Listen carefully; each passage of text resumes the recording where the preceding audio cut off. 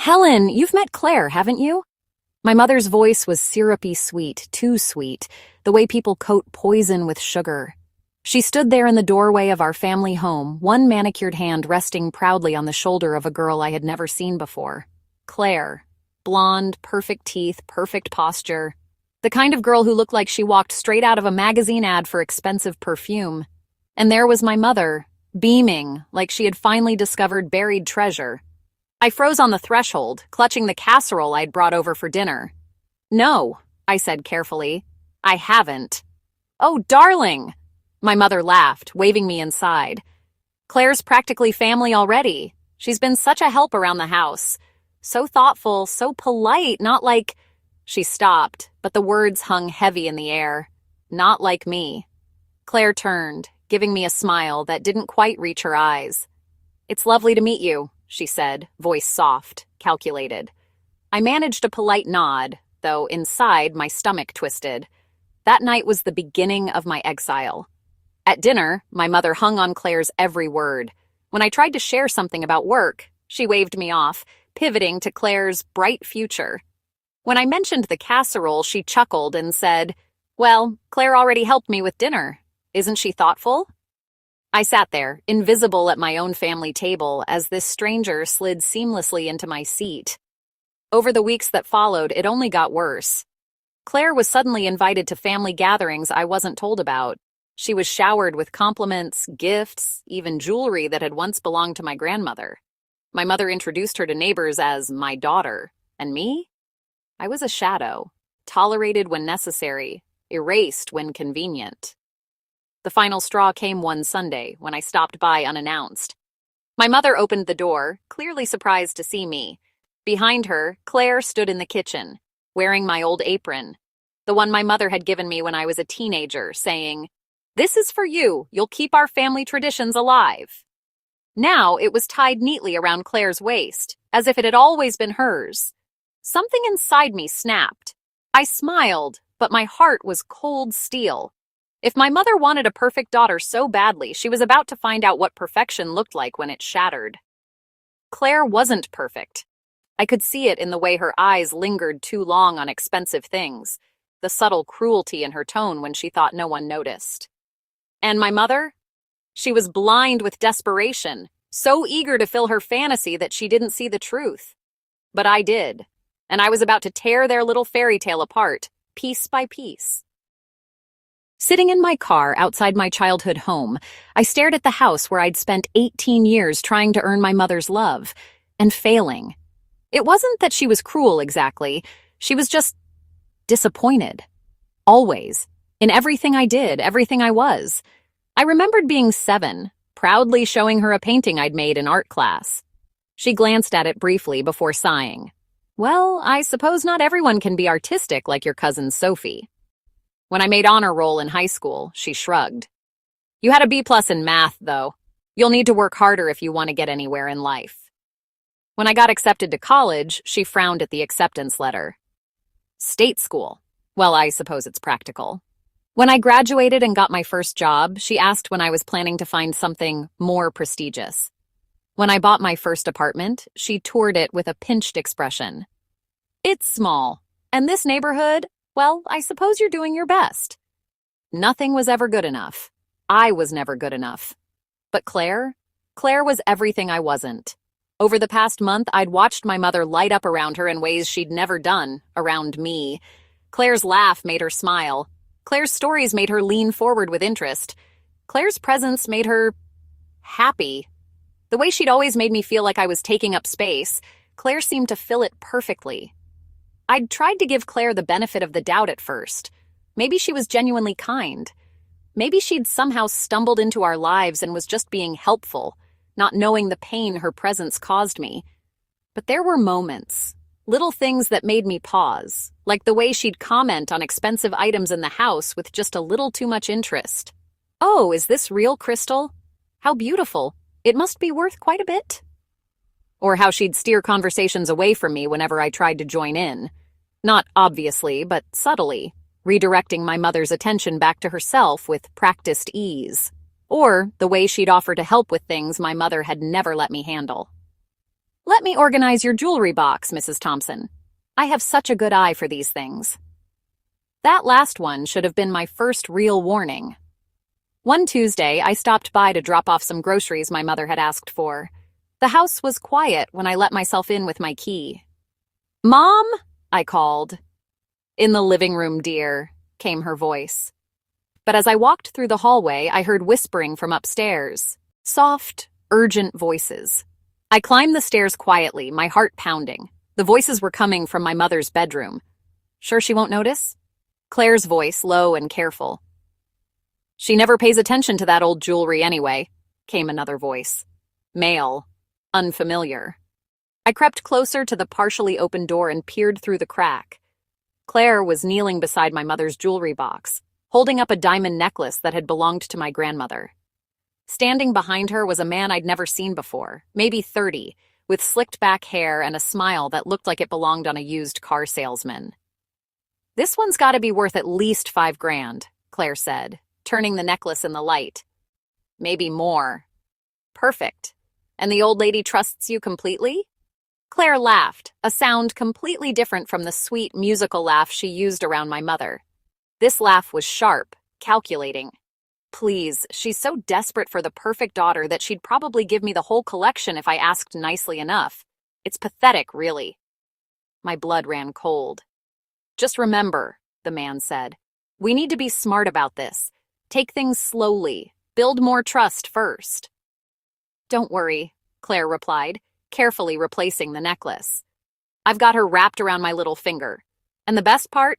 Her real daughter is so jealous and bitter that anything I say about her, the old woman believes completely." They were quiet for a moment, and I realized they were probably putting everything back in place. I backed away from the door as quietly as I could, my heart hammering so loud I was sure they'd hear it. I made it to the stairs just as I heard movement from the bedroom. "Mrs. Thompson?" Claire's voice called out sweetly. "I finished organizing your jewelry box. Everything looks so much prettier now." I was halfway down the stairs when they appeared at the top. Claire's face was perfectly composed, that familiar innocent smile in place. The man was gone, probably slipped out the back while I wasn't looking. "Oh, hello again," Claire said, as if she hadn't just been planning to steal my grandmother's jewelry. "I didn't know you were here." "I just arrived," I managed, forcing a smile. "Just dropping off groceries." That night, I lay awake staring at the ceiling. Claire wasn't the perfect daughter my mother thought she'd found. She was a predator. I couldn't sleep. Every time I closed my eyes, I saw Claire's calculating smile, heard her dismissive laugh as she called my mother pathetic. By morning, I'd made a decision. If Claire wanted to play games, I was going to learn the rules. I started with social media. Claire Williams. That was the name she'd given my mother. Her Instagram was perfectly curated. Soft lighting, inspirational quotes, photos of her volunteering at animal shelters and helping elderly neighbors. The picture of innocence.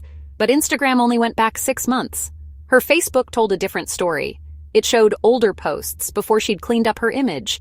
Photos from expensive clubs, designer handbags, vacations that didn't match someone who claimed to be struggling financially. And the people she was photographed with, they didn't look like the wholesome crowd she claimed to run with now. I dug deeper. A reverse image search on one of her photos led me to a local news article from 2 years ago. Local woman charged in elder care scam. The photo was grainy, but the face was unmistakable. Claire Williams, though she'd gone by Claire Davidson then. The charges had been dropped due to insufficient evidence, but the article detailed how she'd befriended several elderly residents at a nursing home, gaining their trust before slowly draining their accounts. My hands shook as I read. This wasn't her first time targeting vulnerable older people. This was her pattern. I printed everything. Bank fraud accusations from 3 years ago in another state. A restraining order filed by an elderly man whose family claimed she'd manipulated him out of thousands of dollars. Each time she'd managed to slip away before facing serious consequences. But it was the last article that made my blood run cold. Beloved grandmother dies alone after family feud over caregiver. The story detailed how an 80-year-old woman named Mrs. Patterson had become isolated from her family after her devoted caregiver had convinced her that her relatives were only after her money. The woman had changed her will, leaving everything to the caregiver. She'd died of a heart attack, alone, while her real family fought a legal battle they couldn't win. The caregiver's name in that article was Claire Murphy. Same face, same methods, same devastating results. I sat back in my chair, the pieces falling into place like a horrible puzzle. Claire hadn't stumbled into our lives by accident. She'd chosen my mother specifically.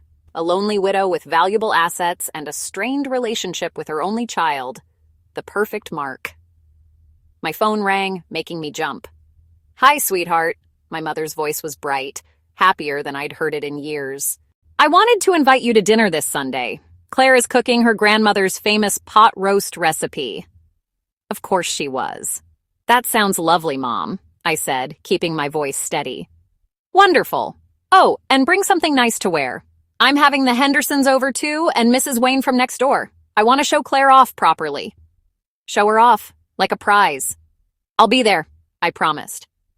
After I hung up, I stared at the evidence spread across my desk. I had enough to expose Claire right now. I could call the police, show my mother the articles, end this charade immediately. But something held me back. My mother had dismissed me, humiliated me, replaced me with a stranger. She'd paraded Claire around like the daughter she'd always wanted, never bothering to hide her preference. If I simply exposed Claire now, my mother would see me as the hero who'd saved her. She'd probably thank me, then conveniently forget how easily she'd thrown me aside for someone she'd known for mere weeks. No, my mother needed to see exactly what her perfect daughter really was. Not through my words, but through Claire's actions. I needed more than evidence. I needed proof so undeniable that even my mother couldn't rationalize it away. I picked up my phone and called a private investigator I'd found online. "I need you to follow someone," I said when he answered, "and I need to know everything about her current activities, especially who she's been talking to and what she's planning next." 3 days later, he called back. "Your girl's been busy," he said. "She's been meeting regularly with a guy named Jake Morrison. Small-time con artist, served 2 years for fraud. They've been casing your mother's house, taking photos, making notes about valuable items. What else? She's been asking questions around town about your mother's financial situation, talking to bank employees, the woman who does her taxes, even her doctor. All very casual, very friendly, but she's building a complete picture." My stomach twisted. "How long do you think she's planning to wait?" "Based on the timeline of her previous jobs, I'd say she's getting close to making her move. Maybe another few weeks to solidify trust. Then she'll probably manufacture some kind of crisis that requires immediate financial help." I thanked him and hung up. That evening, I was cooking dinner when my phone buzzed with a text from my mother. Claire had to go to the hospital, collapsed at the grocery store, so worried. She's been working so hard taking care of me, going to see her now. I stared at the message, my blood running cold. This was it, Claire's manufactured crisis, and my mother was walking right into the trap. I arrived at the hospital 20 minutes after my mother's text. I found her in the waiting room, clutching a tissue and looking more distressed than I'd seen her since my father's funeral. "Oh, honey," she said when she saw me, reaching for my hand. "I'm so glad you came. Poor Claire is just... she's been pushing herself too hard." "What happened?" "She collapsed while grocery shopping. The doctors say it's exhaustion and stress." My mother's eyes filled with tears. "She's been doing so much for me, and I think the financial pressure has been overwhelming her. She's been too proud to ask for help." Financial pressure. Of course. "Can I see her?" "She's resting now, but the doctor said she can have visitors soon. She keeps asking about the medical bills, worried about how she'll pay for treatment. Such a selfless girl." I squeezed my mother's hand. "Don't worry, Mom, we'll figure it out." But inside, I was calculating. This was Claire's endgame. Create a medical crisis that would tug at my mother's heartstrings and open her wallet. When we were finally allowed into Claire's room, I was struck by how perfectly orchestrated the scene was. Claire lay propped against pillows, looking pale but beautiful, her hair arranged just so. She managed a weak smile when she saw us. "Mrs. Thompson, you didn't have to come," she whispered, her voice trembling with just the right amount of vulnerability. "Nonsense, dear. You're family." My mother rushed to her bedside, taking her hand. Claire's eyes flickered to me for just a moment, and I caught something there. A flash of triumph before she quickly looked away. "I'm so embarrassed," Claire continued. "I've been working extra shifts at the cafe trying to save money, and I guess I just pushed too hard." "You work too much," my mother said firmly. "And you've been taking such good care of me. I won't hear another word about you paying for this hospital stay." "Oh, I couldn't. I insist. And I don't want you going back to that little apartment either. You're going to stay with me until you're completely recovered." Claire's eyes filled with tears. "You're too kind to me." I watched this performance with sick fascination. Claire had my mother completely under her spell. Over the next 2 weeks, Claire milked her recovery for everything it was worth.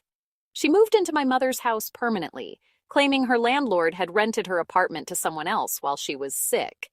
She couldn't work because she was still weak. She needed special food, expensive supplements, regular medical checkups. My mother paid for everything without question. But it was the dinner party that finally pushed me over the edge. "I'm having a little gathering," my mother announced when I called to check on her. "The Hendersons, the Waynes, a few other neighbors. I want everyone to meet Claire properly." The night of the party, I arrived to find my mother's house transformed. Fresh flowers everywhere, expensive wine, a catered spread that must have cost a fortune. And there was Claire, glowing with health, playing the perfect hostess. "Doesn't she look wonderful?" my mother whispered to Mrs. Henderson. Such a recovery, though the medical bills were substantial, of course. I watched Claire work the room, charming each guest with stories of her devotion to my mother. She spoke about giving up her promising career to care for someone who'd become like a mother to her. She mentioned her own family's tragic deaths, leaving her all alone in the world until she'd found my mother. Every word was calculated to elicit sympathy and admiration. "Your mother is so lucky to have found Claire," Mrs. Wayne said to me. "Such a devoted girl. Nothing like these young people who abandon their elders." The barb hit its mark. I smiled politely, but inside I was seething. Then came the moment that broke me. "I have an announcement," my mother said, tapping her wine glass to get everyone's attention. "I've been thinking about making some changes to my estate planning. Claire has become such an important part of my life, and I want to make sure she's taken care of." Claire looked appropriately shocked and touched. "Mrs. Thompson, you don't need to—" "I do, dear. You've shown me what it means to have a daughter who truly cares." The words hit me like a physical blow. Around the room, guests nodded approvingly, looking at Claire with admiration, and at me with barely concealed pity. I excused myself and stepped onto the back patio, my hands shaking with rage. That's when I heard Claire's voice through the open kitchen window. "Told you it would work," she was saying to someone on the phone. "The old bat is ready to rewrite her will. Another month, maybe 2, and I'll have access to everything." I pressed myself against the wall, listening. "No, the daughter's not a problem. She's too jealous and bitter to be taken seriously.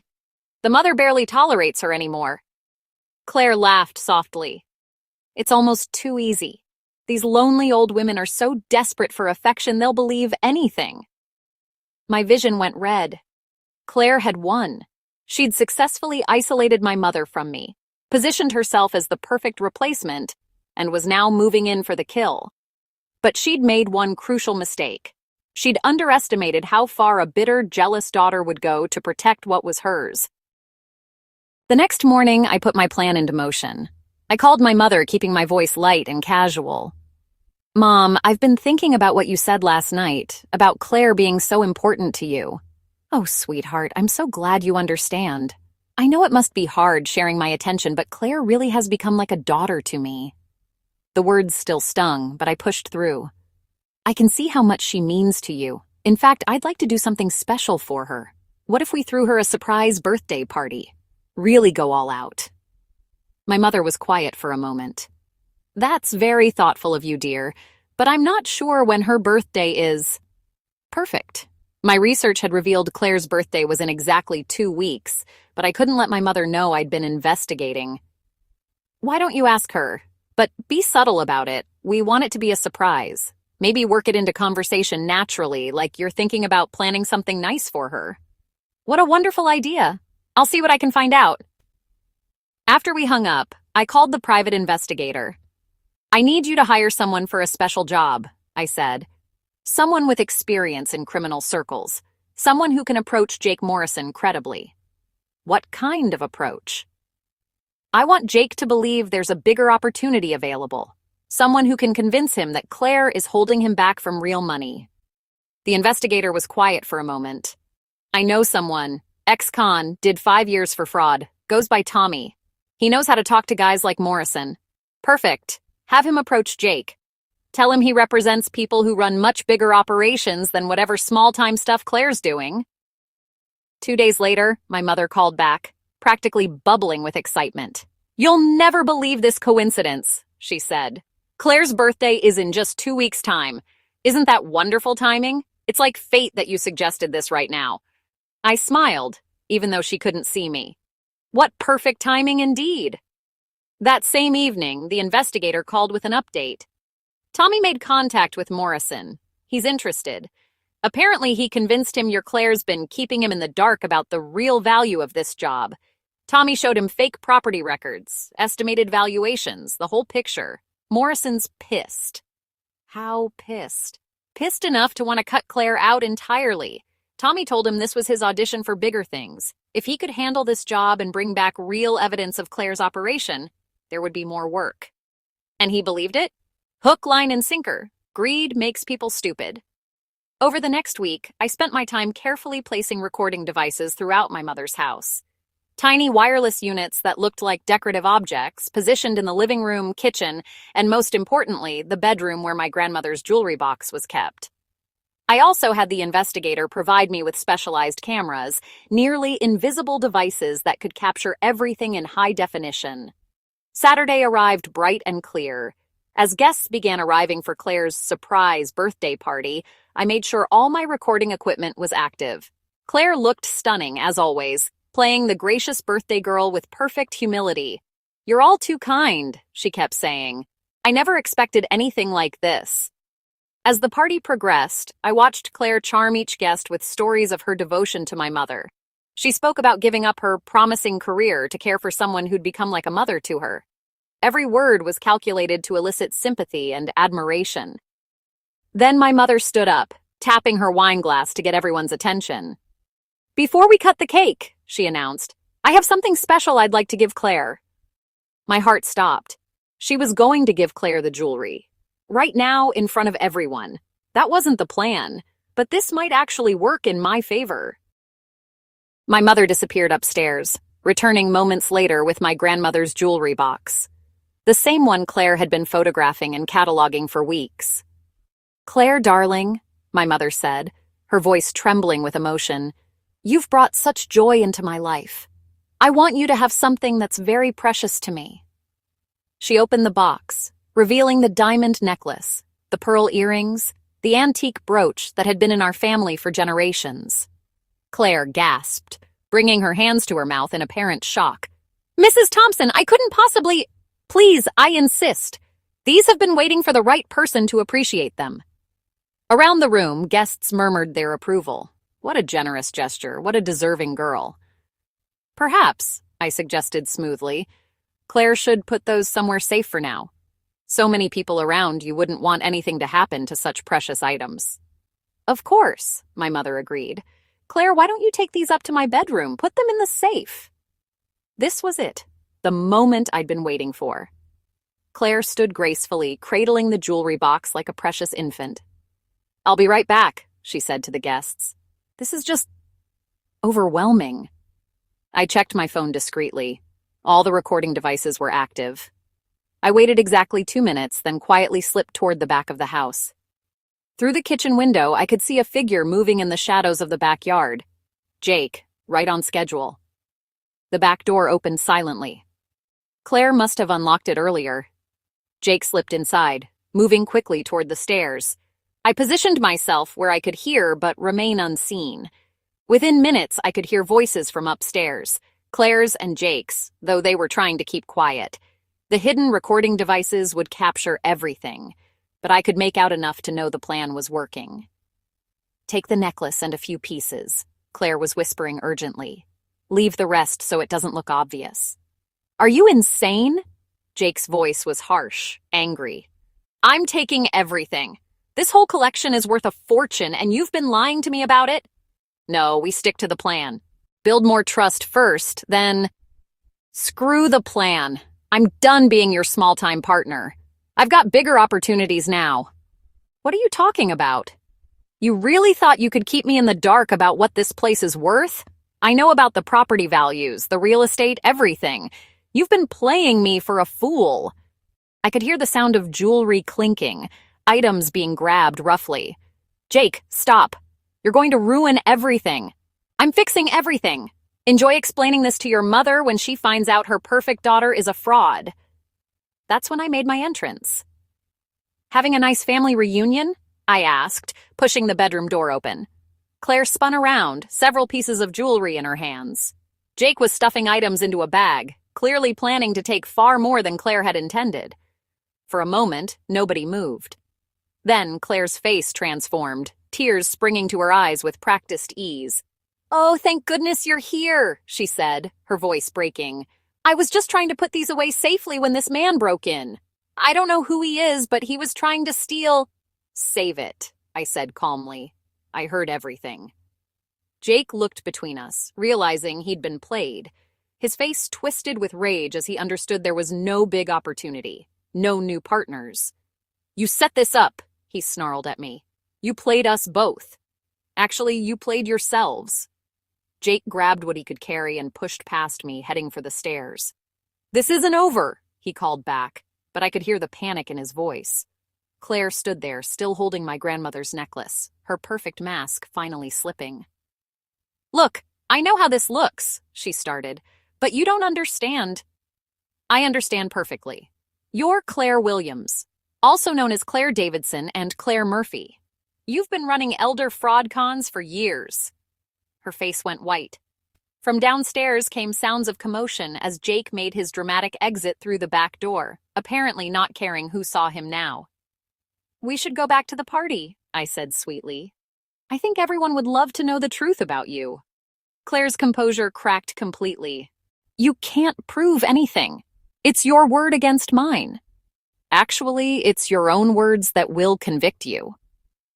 We walked downstairs together, Claire's perfect facade completely shattered. The guests were clustered in the living room, whispering among themselves about the disturbance they'd heard. What's happening? My mother asked when she saw us. Someone said they saw a man running from the backyard. Mom, I said, pulling out my phone.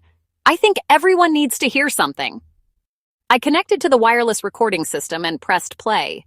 Claire's voice filled the room, cold and calculating. The old woman is so pathetic and desperate, she'd probably make me the sole beneficiary of her will within the month. Why settle for the jewelry when I can have the whole estate? The silence that followed was deafening. My mother's face crumpled as the recording continued, revealing Claire's true nature, her plans with Jake, her dismissive comments about both of us. When it finished, the room remained silent. Then my mother turned to Claire, her face transformed by a rage I'd never seen before. Get out, she whispered. Get out of my house. Claire tried one last desperate attempt. Mrs. Thompson, please. You don't understand. She set this up. She's been trying to turn you against me because she can't stand that you love me. Love you?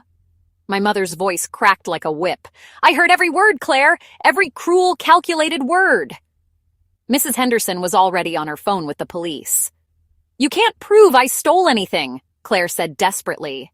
Actually, I said, pulling out copies of all the background research I'd done, the police are going to be very interested in talking to Claire Williams, also known as Claire Davidson and Claire Murphy, wanted for questioning in 3 states for elder fraud. Claire looked around the room wildly, seeing only hostile faces staring back at her. This isn't over, she snarled at me. You think you've won? You think she'll ever love you the way she loved me? You're still going to be the disappointment you've always been. But her words had no power now. Everyone had seen her true face. The police arrived within 20 minutes. As they led Claire away in handcuffs, she screamed over her shoulder, She planned this whole thing! She's more manipulative than I ever was! Maybe she was right about that last part. But as I watched her disappear into the police car, I felt only cold satisfaction. After the guests left and the house was quiet, my mother and I sat in her living room, surrounded by the debris of the ruined party. "I'm sorry," she said finally, her voice small and broken. "I'm so sorry. You tried to warn me, didn't you? In little ways, but I was so happy to finally have—" She trailed off, unable to finish the sentence. "A perfect daughter?" I supplied. She nodded, tears streaming down her face. "I've been a terrible mother to you, always criticizing, always disappointed.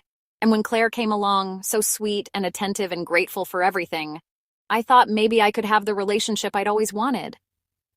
I looked at this broken woman who had given birth to me but never really seen me. And I felt nothing. No forgiveness, no rush of love or understanding." "You're right," I said calmly. "You were a terrible mother. For 30 years you made me feel like I wasn't good enough, smart enough, successful enough. Nothing I did ever pleased you. And then a stranger walks into your life and within weeks you're ready to rewrite your will for her." My mother flinched as if I'd hit her. "But thank you," I continued, "for showing me exactly what your love is worth. Now I know I never have to waste time trying to earn it again." I stood up, gathering my purse. "Where are you going?" she asked desperately. "Home. To my small apartment in my mediocre neighborhood where I live my disappointing life." I paused at the door. "Don't worry, Mom. I'm sure you'll find another perfect daughter soon. You always were good at replacing things that didn't work out the way you wanted." I left her sitting there, surrounded by the shattered remains of her fantasy, finally understanding what it felt like to be abandoned by someone you loved. The perfect daughter had finally fallen, and I had made sure she took my mother down with her. So there you have it. The story of how my mother tried to replace me with her perfect daughter, and how I made sure they both learned the truth about love, loyalty, and family. Some people might say I was cruel, that I should have simply exposed Claire quietly and forgiven my mother for her mistakes. But they don't understand what it's like to spend a lifetime being told you're not enough, only to watch a stranger effortlessly claim the love you'd been fighting for your entire life. Claire got what she deserved: criminal charges and a ruined reputation that will follow her to the next town, the next vulnerable victim. And my mother? She got the perfect lesson in what happens when you throw away something real for something that looks better on the surface. As for me, I'm finally free. Free from trying to earn love that was never really available. Free from the desperate need to be someone else's idea of perfect. Sometimes the greatest victory isn't winning someone back. Sometimes it's realizing they were never worth fighting for in the first place. Now I want to hear from you. Have you ever been replaced by someone your family liked better? What would you have done if your own parent tried to erase you for a stranger? Tell me your stories in the comments below. And if this story of family betrayal and perfect revenge hit home for you, make sure to subscribe because I have more shocking true stories coming your way. Trust me, you won't want to miss what happens next.